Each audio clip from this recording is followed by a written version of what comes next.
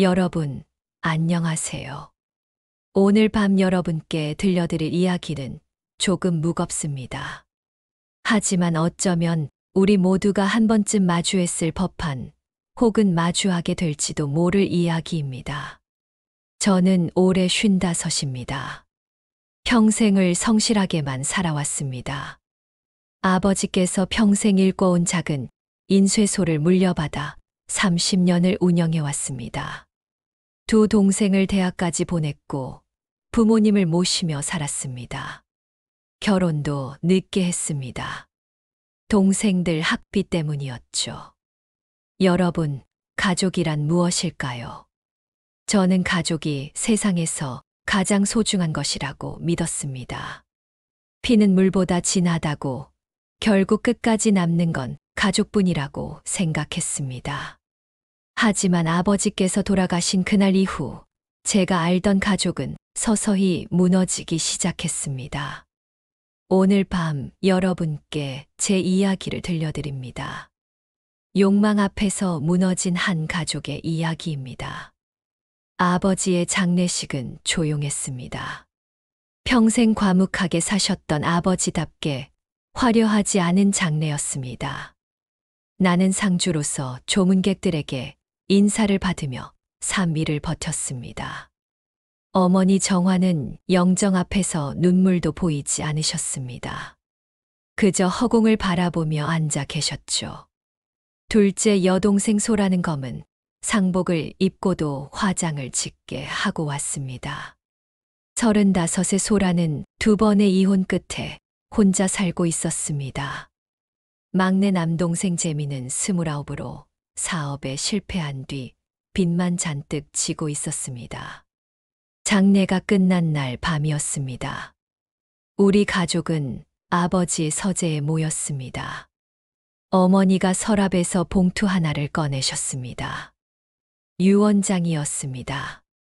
나는 떨리는 손으로 봉투를 뜯었습니다. 아버지의 손글씨가 또렷했습니다. 인쇄소와 가업은 장남 한도윤에게 물려준다. 집은 아내 이정화에게, 나머지 재산은 세 자녀에게 균등하게 나눈다. 순간 침묵이 흘렀습니다. 나는 글씨를 읽으며 목이 메었습니다. 아버지께서 평생 지키신 인쇄소를 나를 믿고 맡기신다는 사실에 책임감이 밀려왔습니다. 하지만 소라의 반응은 달랐습니다. 역시 오빠한테만 다 주시네. 소라의 목소리에는 날이 서 있었습니다. 나는 고개를 들어 소라를 바라봤습니다. 소라야, 이건 아버지의 뜻이야. 뜻. 오빠만 편애한 거지. 우리는 균등하게 인쇄소 빼고 남는 게 뭐가 있어. 재민도 한마디 거들었습니다. 형, 솔직히 말해봐. 인쇄소가 얼마나 되는데 우리가 받을 건 얼마야? 나는 입술을 깨물었습니다. 그들의 눈빛에서 처음으로 낯선 것을 보았습니다. 형제를 바라보는 눈이 아니었습니다. 재산을 계산하는 눈이었습니다. 어머니는 여전히 아무 말씀이 없으셨습니다. 다만 창밖을 바라보시며 한숨만 깊게 쉬셨습니다. 그날 밤 나는 잠을 이루지 못했습니다. 아버지의 빈소를 정리하며 30년 전을 떠올렸습니다. 15살 때 아버지께서 인쇄소로 나를 데리고 가셨던 날이 기억났습니다. 도윤아, 이 일은 화려하지 않다. 하지만 정직한 일이야. 사람들이 필요로 하는 걸 만드는 일이지. 아버지의 굵은 손이 낡은 인쇄기를 쓰다듬던 모습이 선명했습니다. 그날 이후 나는 주말마다 인쇄소에 나가 일을 배웠습니다. 대학도 야간으로 다니며 낮에는 일을 했습니다. 반면 소라와 재미는 달랐습니다.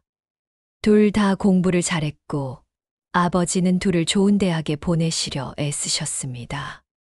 나는 기꺼이 동생들의 학비를 댔습니다. 가족이니까요. 하지만 그날 밤 처음으로 의문이 들었습니다. 내가 희생한 그 시간들을 동생들은 알고나 있을까? 장례 일주일 후 나는 인쇄소 사무실에서 아버지의 서류들을 정리하고 있었습니다. 통장과 장부를 확인하며 회사 재정 상태를 파악해야 했습니다. 그런데 이상한 점을 발견했습니다. 아버지 명의의 주거래 은행 통장에서 거액이 빠져나간 기록이 있었습니다. 최근 6개월 사이에 무려 5천만 원이 인출됐습니다. 아버지께서 병원에 입원하시고 나서부터였습니다. 나는 은행 거래 내역을 자세히 살펴봤습니다.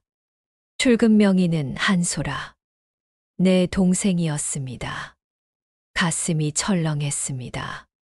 나는 곧바로 소라에게 전화를 걸었습니다. 소라야, 지금 시간 돼. 잠깐 만나자. 무슨 일인데 갑자기? 통장 얘기 좀 하자. 전화 너머로 소라가 잠시 침묵했습니다.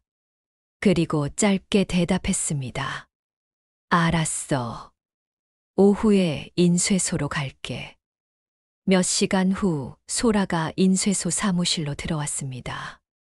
평소처럼 짙은 화장에 명품 가방을 들고 있었습니다. 나는 책상 위에 통장 사본을 펼쳐 놓았습니다. 소라야, 이게 뭐야? 소라는 서류를 보더니 담담하게 말했습니다. 아버지 병원비야. 병원비가 5천만 원이나 돼.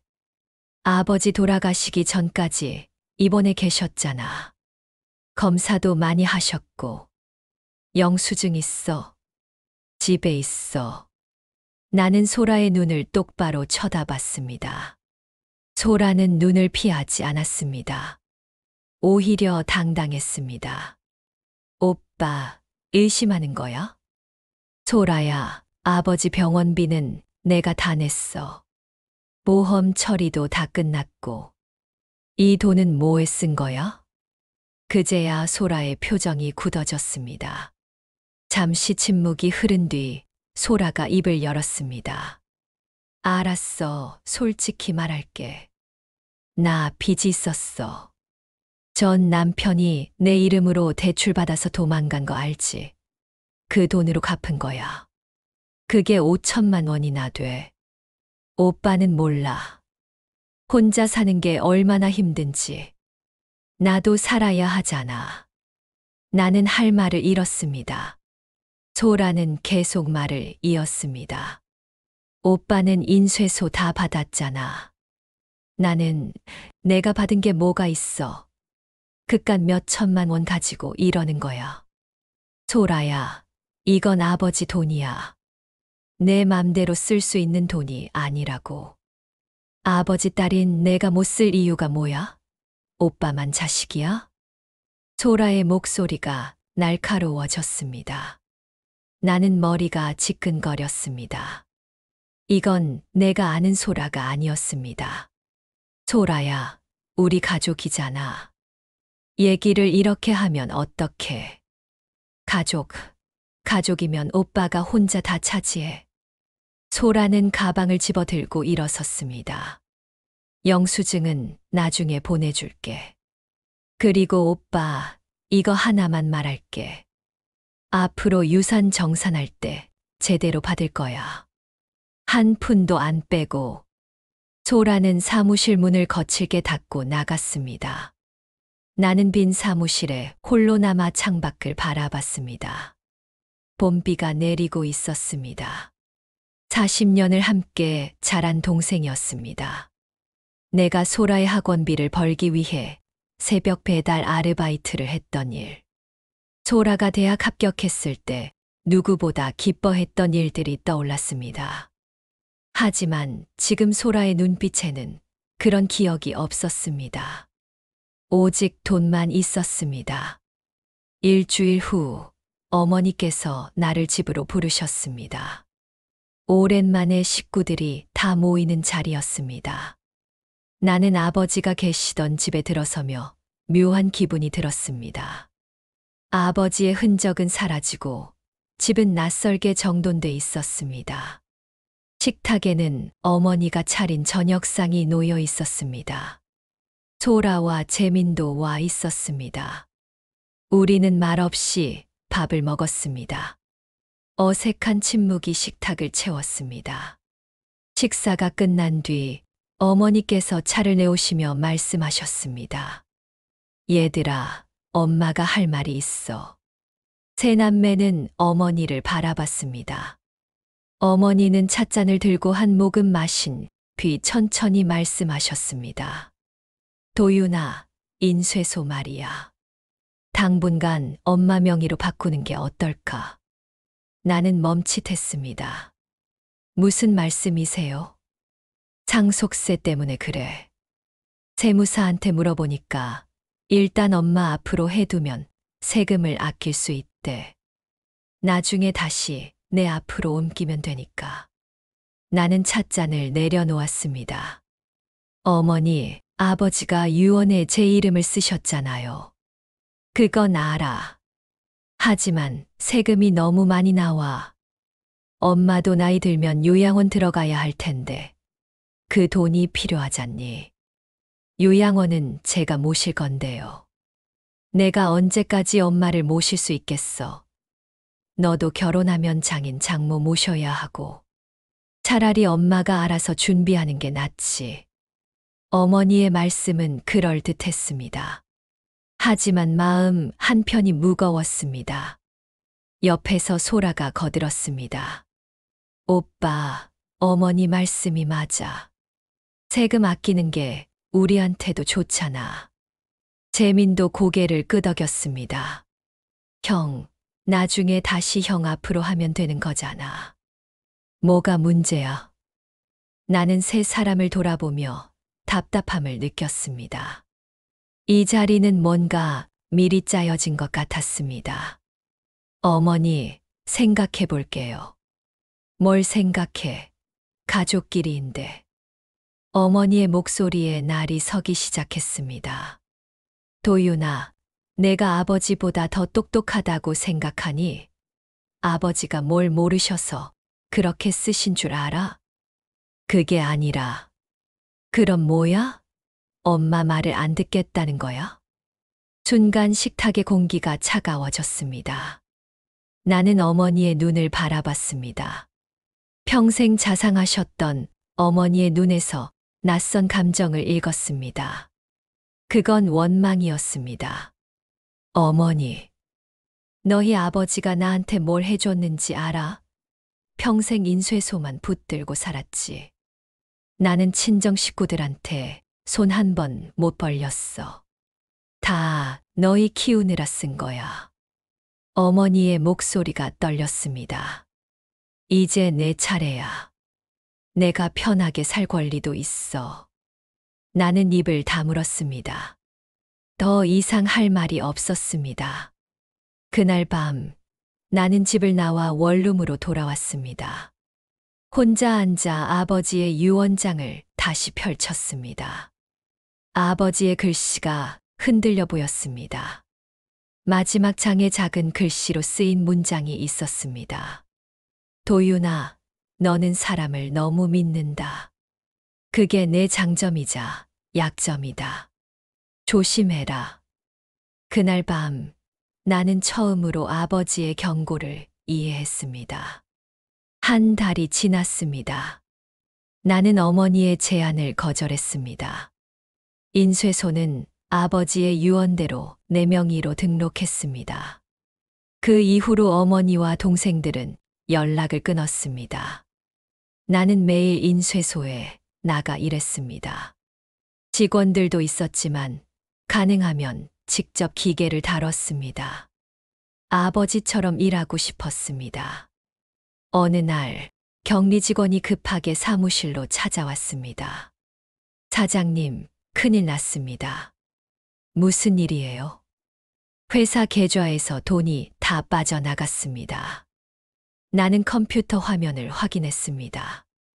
회사 운영 자금 2억 원이 통째로 인출돼 있었습니다. 출금 시간은 어제 오후. 나는 출금 내역을 자세히 살펴봤습니다. 출금자는 이정화, 내 어머니였습니다. 손이 떨렸습니다. 어떻게 이럴 수 있을까? 나는 곧바로 집으로 달려갔습니다. 현관문을 열고 들어서자 어머니께서 거실 소파에 앉아 계셨습니다. 평온한 얼굴이었습니다. 어머니, 회사 돈이 왜 빠져나갔어요? 어머니는 태연하게 차를 마시셨습니다. 엄마가 쓴 거야. 어떻게 그러실 수 있어요? 그건 회사 돈이잖아요. 회사 돈이면 어때? 원래 내 아버지 거였잖아. 그럼 엄마가 쓸 수 있지. 어머니, 이건 범죄예요. 어머니가 찻잔을 내려놓으시며 나를 쏘아봤습니다. 범죄. 내 새끼가 나한테 범죄라고 해? 어머니, 내가 널 낳았어. 내가 널 키웠어. 그런데 돈 좀 쓴 게 범죄야? 그 돈으로 직원들 월급 줘야 해요. 납품, 대금도 결제해야 하고요. 그건 내가 알아서 해. 엄마는 엄마 인생 살 거야. 나는 무릎이 꺾이는 것 같았습니다.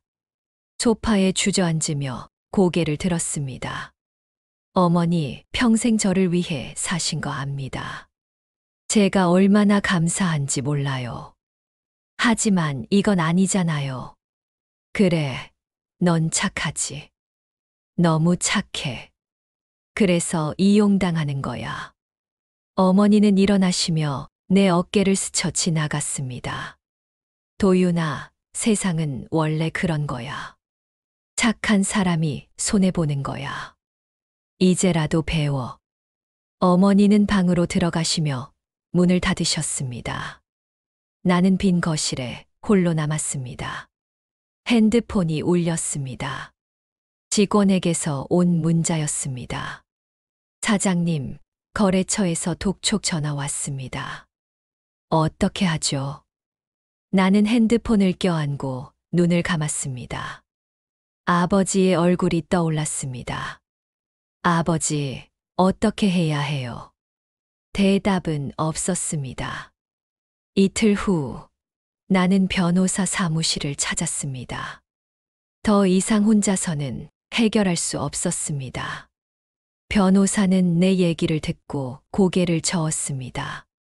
어머니를 상대로 고소하시겠다는 겁니까? 방법이 없어요. 회사가 문 닫게 생겼어요. 하지만 이건 가족 문제입니다. 법적으로 진행하면 되돌릴 수 없어요. 알아요. 하지만 선택권이 없어요. 변호사는 한숨을 쉬며 서류를 정리했습니다. 알겠습니다. 일단 횡령 혐의로 고소장을 작성하겠습니다. 나는 고소장에 서명을 했습니다. 펜을 쥔 손이 떨렸습니다. 그날 저녁 소라에게서 전화가 왔습니다. 오빠, 정신이 나갔어. 어머니를 고소했다며. 소라야, 다른 방법이 없었어. 오빠 진짜 미쳤구나. 어머니가 얼마나 힘들게 우리 키우셨는데. 소라야, 나도 힘들어. 회사 직원들 월급 못 줬어. 거래처 납품도 못하고 있고. 그게 우리랑 무슨 상관이야. 오빠가 알아서 할 일이지. 소라야, 제발 어머니 좀 말려줘. 돈 돌려달라고. 난 몰라. 오빠가 알아서 해. 전화가 끊겼습니다. 다음 날 재민이 인쇄소로 찾아왔습니다. 재민의 얼굴은 붉어져 있었습니다. 형, 정말 어머니를 고소한 거야? 재민아, 형이 그럴 사람이 아니었는데 돈 때문에 가족도 버리는 거야?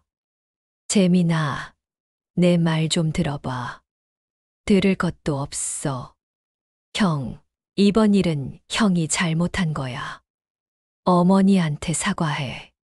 재민은 등을 돌리며 나갔습니다. 며칠 후 뉴스에 기사가 떴습니다. 삼남매 유산 다툼, 장남이 어머니 고수. 기자들이 인쇄소 앞으로 몰려왔습니다. 플래시가 터지고 마이크가 내 얼굴 앞으로 쏟아졌습니다. 가족을 고소한 이유가 뭡니까? 어머니와 화해할 의향은 없습니까? 나는 아무 말도 하지 않았습니다. 사무실로 들어와 문을 잠갔습니다. 핸드폰에는 모르는 번호에서 온 문자들이 가득했습니다. 불효자, 폐류나, 부모 고소하는 인간. 나는 핸드폰을 끄고 책상에 앉았습니다. 아버지의 낡은 수첩을 펼쳤습니다. 그 안에는 아버지의 메모들이 빼곡했습니다. 도윤이 생일, 케이크 사가기, 소라 학원비 20만 원, 재민 운동화 5만 원. 아버지는 우리를 위해 모든 지출을 기록하셨습니다. 한 푼 한 푼 아껴 쓰시며 우리를 키우셨습니다. 나는 수첩을 안고 울었습니다. 평생 울지 않았는데 그날은 참을 수가 없었습니다. 재판이 시작됐습니다. 법정에 들어서는 순간 방청석에 앉은 어머니와 눈이 마주쳤습니다. 어머니는 날 보며 고개를 돌리셨습니다. 변호사가 증거 서류를 제출했습니다. 계좌 이체 내역, 회사 장부, 모든 게 명확했습니다. 어머니가 회사 자금을 무단으로 인출한 것이 증명됐습니다. 그런데 그때 소라가 증인으로 나왔습니다. 저는 한소라입니다. 오빠 한도윤의 동생입니다. 판사가 물었습니다. 증인은 이 사건에 대해 아는 바를 말씀해 주십시오. 소라는 나를 똑바로 쳐다보며 말했습니다. 오빠가 어머니를 괴롭혔습니다. 인쇄소를 독차지하려고 어머니께 압박을 가했어요. 나는 자리에서 벌떡 일어났습니다. 그게 무슨 소리야? 판사가 말렸습니다. 정숙하십시오. 소라는 계속 말을 이었습니다.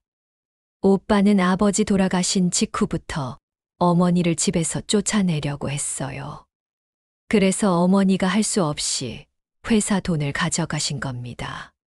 소라야, 거짓말 하지 마. 오빠야말로 거짓말쟁이잖아. 우리한테 유산 나눠줄 생각도 없으면서. 법정이 술렁였습니다. 나는 변호사를 봤지만 변호사도 난감한 표정이었습니다. 재민도 증인석에 섰습니다. 형은 어릴 때부터 욕심이 많았어요. 항상 자기가 최고라고 생각했죠. 재민아, 내가 언제? 형, 인정해. 형은 우리를 무시했어. 공부 못한다고, 돈 못 번다고.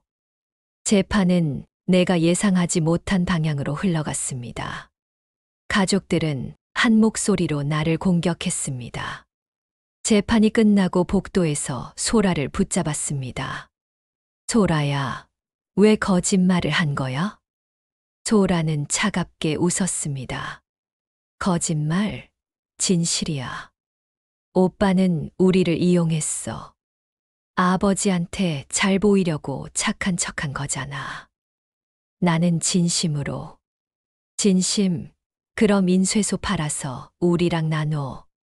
그게 진심이야. 소라는 돌아서서 갔습니다. 재민도 따라갔습니다. 복도에 혼자 남아 나는 벽에 기대 섰습니다. 가족이라고 믿었던 사람들이 하나씩 떠나갔습니다. 그날 밤 약혼녀 수진이 전화를 걸어왔습니다. 오빠, 우리 결혼 다시 생각해봐요.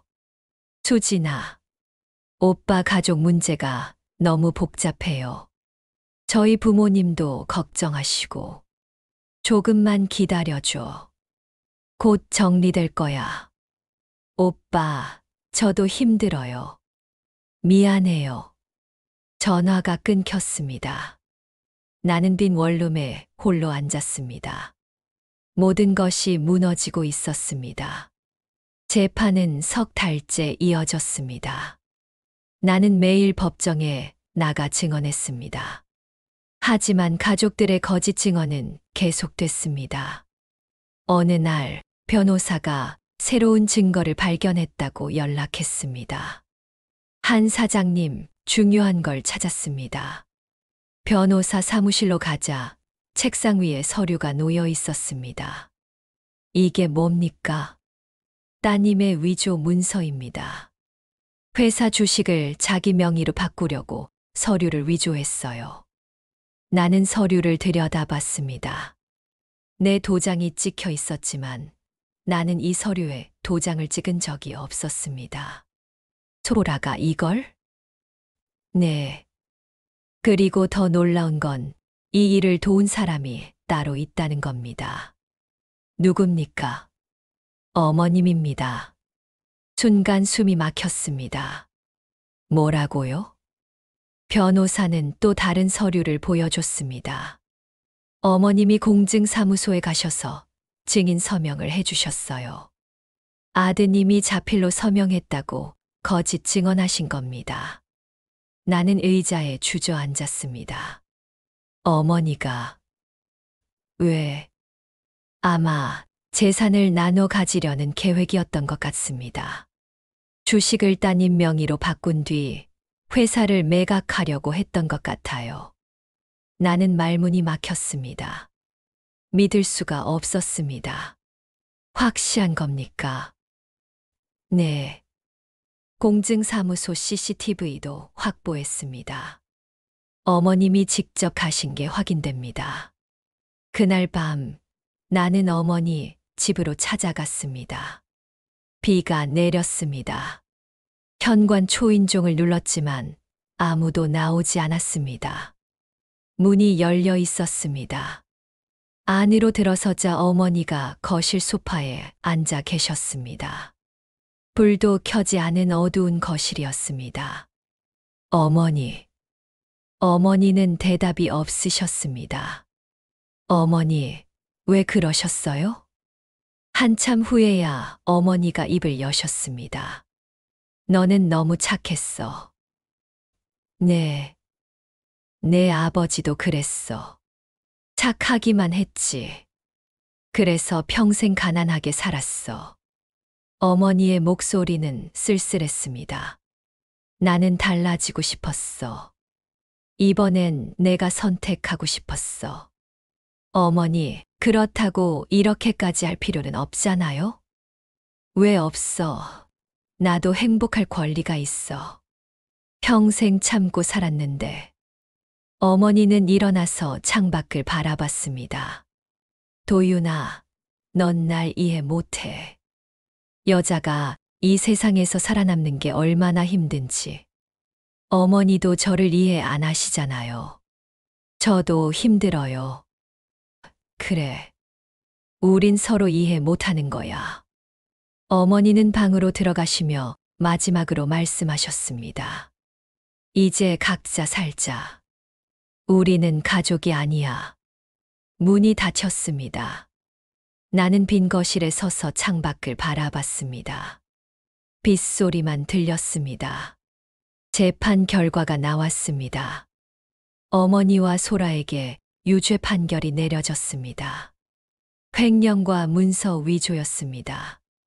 하지만 나는 기쁘지 않았습니다. 법정을 나서는데 기자들이 몰려들었습니다.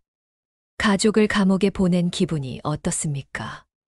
화해할 생각은 없습니까? 나는 고개를 숙이고 걸었습니다. 대답할 말이 없었습니다. 인쇄소로 돌아왔습니다. 직원들은 모두 사표를 냈습니다. 거래처도 계약을 해지했습니다. 회사는 사실상 문을 닫게 됐습니다. 나는 빈 공장에 혼자 앉았습니다. 30년간 돌아가던 기계들이 멈춰 있었습니다. 아버지의 손때가 묻은 인쇄기를 쓰다듬었습니다. 아버지, 제가 잘못한 걸까요? 대답은 없었습니다.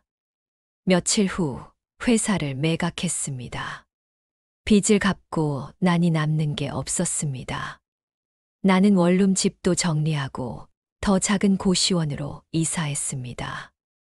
짐을 정리하다가 아버지의 오래된 사진을 발견했습니다. 젊은 시절 아버지가 인쇄소 앞에서 웃고 있는 사진이었습니다. 사진 뒷면에 아버지의 글씨가 있었습니다.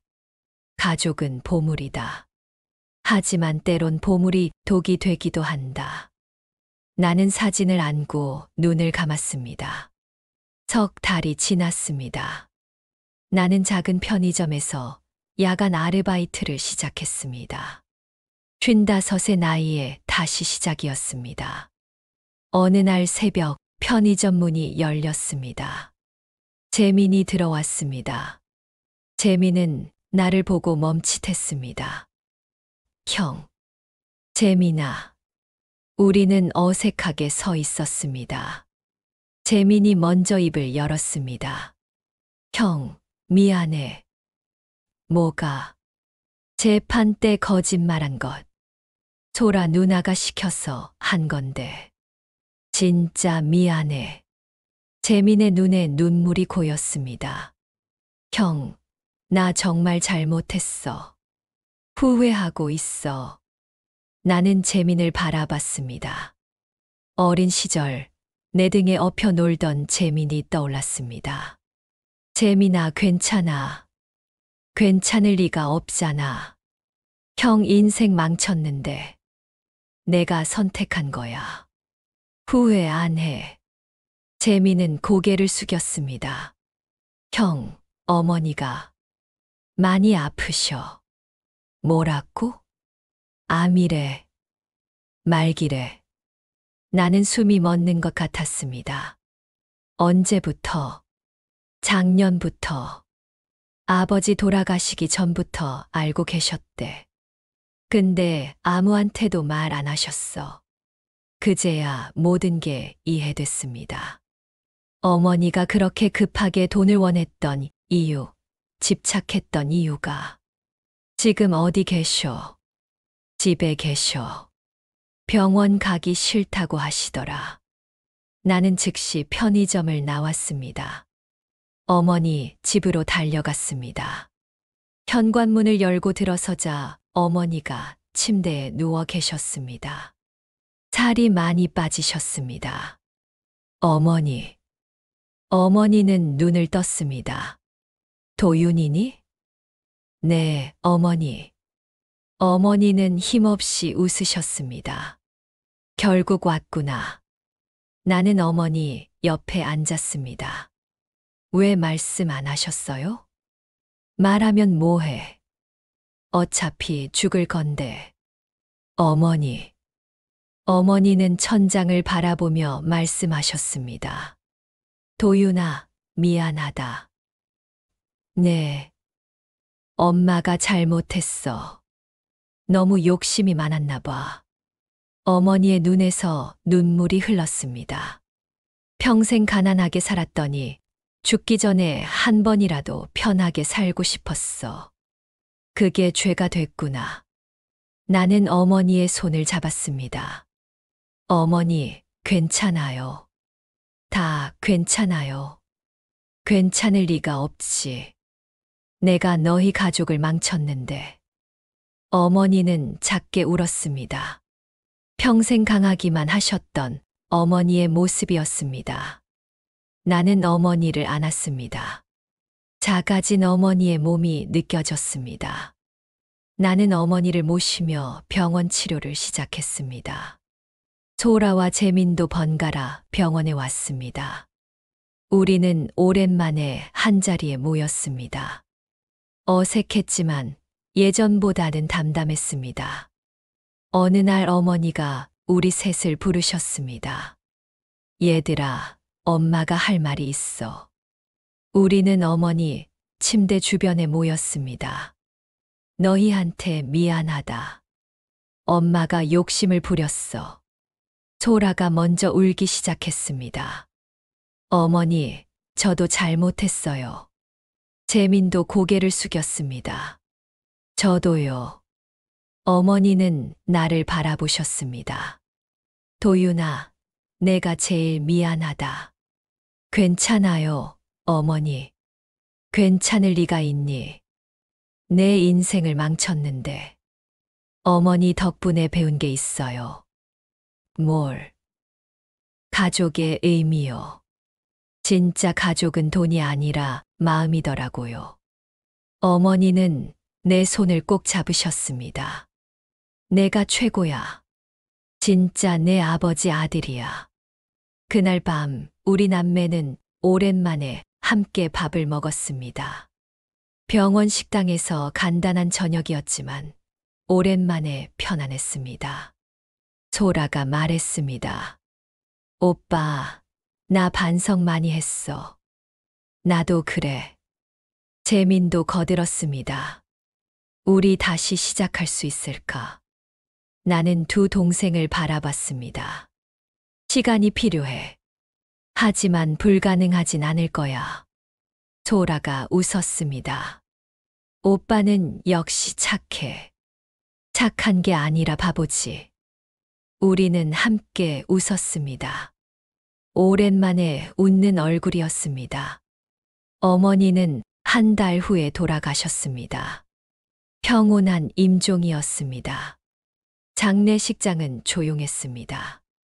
친척들도 오지 않았습니다. 우리 남매만 남았습니다. 소라가 영정 앞에서 말했습니다. 어머니, 편히 쉬세요. 재민도 고개를 숙였습니다. 어머니, 사랑했어요. 나는 어머니의 영정을 바라봤습니다. 어머니, 이제 편해지셨죠? 더 이상 욕심내지 않아도 돼요. 장례가 끝나고 유품을 정리하다가 어머니의 일기장을 발견했습니다. 마지막 페이지에 쓰인 글이었습니다. 도윤이에게 미안하고 고맙다. 내가 최고의 아들이었어. 엄마가 욕심이 너무 많았구나.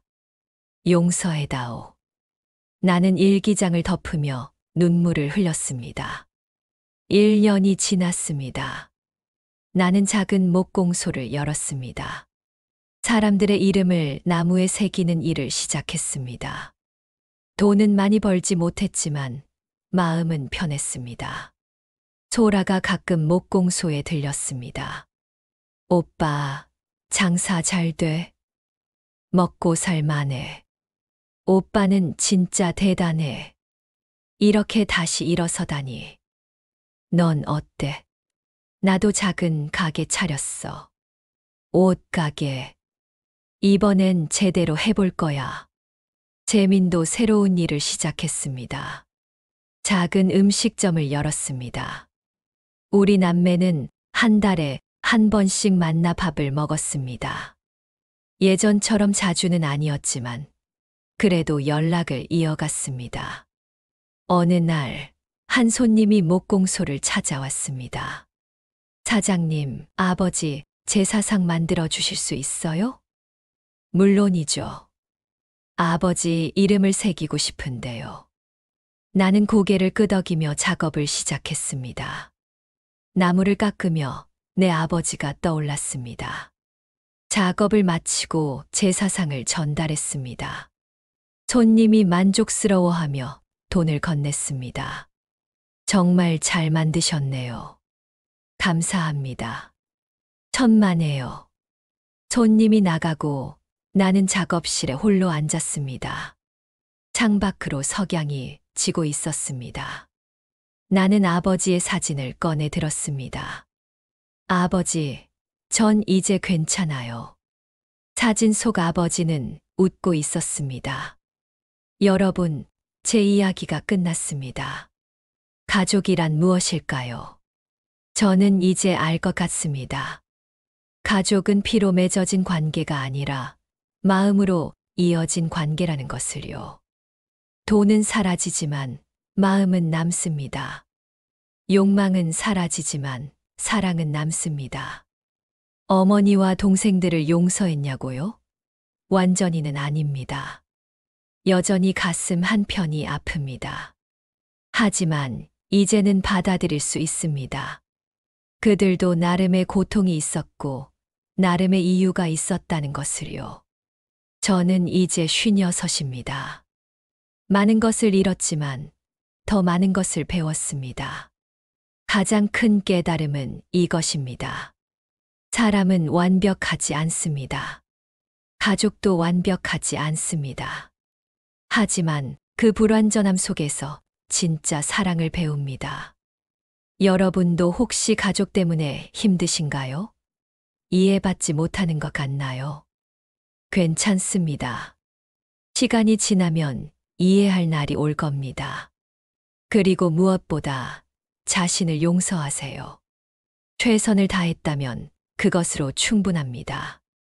저는 오늘도 목공소에서 나무를 깎습니다. 사람들의 이름을 새기며 생각합니다. 이름은 사라지지 않는다고. 기억은 사라지지 않는다고. 아버지의 이름도 어머니의 이름도 제 마음속에 영원히 남아있을 것입니다. 여러분, 긴 이야기 들어주셔서 감사합니다. 오늘 밤 여러분의 가족을 안아주세요. 아직 늦지 않았습니다. 사랑한다는 말, 미안하다는 말, 고맙다는 말. 그 말들을 할 수 있을 때 하세요. 저처럼 너무 늦기 전에요. 여러분, 오늘 밤도 따뜻하고 평안한 밤 되시길 바랍니다. 긴 이야기 들어주셔서 감사합니다.